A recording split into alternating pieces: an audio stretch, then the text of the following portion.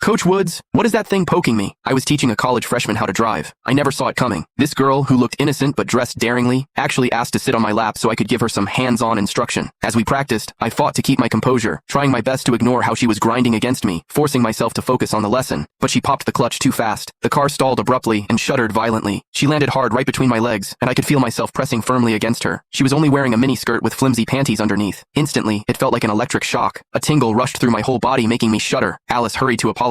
"I'm so sorry, Coach Woods. I wasn't paying attention. Did I hurt you?" She was an absolute stunner. Here I was, secretly loving every second of it, and she was the one apologizing. I waved it off with a smile. "It's fine. Just get comfortable. I'll walk you through it step by step." Alice adjusted her posture and settled back onto my lap. Her aim was incredible. She managed to land perfectly right on top of my package. She was wearing nothing but that miniskirt and a pair of sheer white pantyhose underneath. As she settled in, I could feel my crotch press tight against hers. The sensation was so intense it felt like I was being drawn in. To make matters worse, Alice wiggled a few times to get comfortable. The friction got an immediate reaction out of me, and I was suddenly hard as a rock, pressing right up against her. She felt something was off, shifted her body slightly, and asked, "Coach Woods, what is that hard thing poking me?" Caught off guard by her blunt question, I didn't know how to respond. I just blurted out a lie. "That's a tumor growing on my thigh. Just ignore it and focus on driving." Once Alice was settled, I covered her hands on the steering wheel with mine. I started guiding her patiently. "Steady the wheel, eyes on the road, left foot on the clutch, right foot on the brake. Slowly release the clutch until you feel the biting point." Alice was extra careful this time. She'd already failed the test 4 times and couldn't afford another mistake. As she released the clutch to the biting point, the car started to shudder violently. With every jerk of the car, Alice slammed back against me, and I could feel the friction between us intensifying. Her soft, plump curves rose and fell against me, sending an unbearable, maddening itch straight to my heart. It felt like every pore in my body had opened up, greedily soaking in her softness. Subconsciously, I wrapped my arms around her waist, adjusting my hips to meet hers, but the tension of the situation only made the stimulation more intense. Alice seemed to be reacting too. Her body temperature was rising, and she went limp in my arms. Finally, she couldn't hold it together. Her foot slipped. She popped the clutch, and the car stalled again. The car bucked violently. Alice was thrown up, and then crashed back down onto my lap. Ah! That heavy impact instantly ignited my blood, making every cell in my body tremble with primal hunger and electric pleasure. A soft, seductive moan escaped Alice's lips. It was her first time feeling a man press against her like this,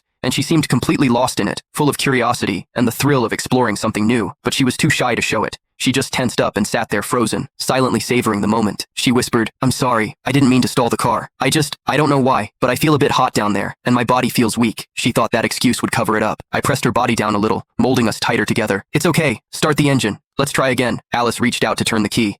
I couldn't take it anymore. I quietly unzipped my pants and released my already throbbing member. When Alice settled her weight back down, the sensation became even more intense. Through the sheer pantyhose, I could clearly feel her body heat. It was absolutely ecstatic. Alice stiffened, her face turning an even deeper shade of red. She said shyly, "Coach Woods, that tumor on your thigh seems to be getting hot." I was teased beyond control. I grabbed her hands. "I'll guide your hands this time. Just follow my lead."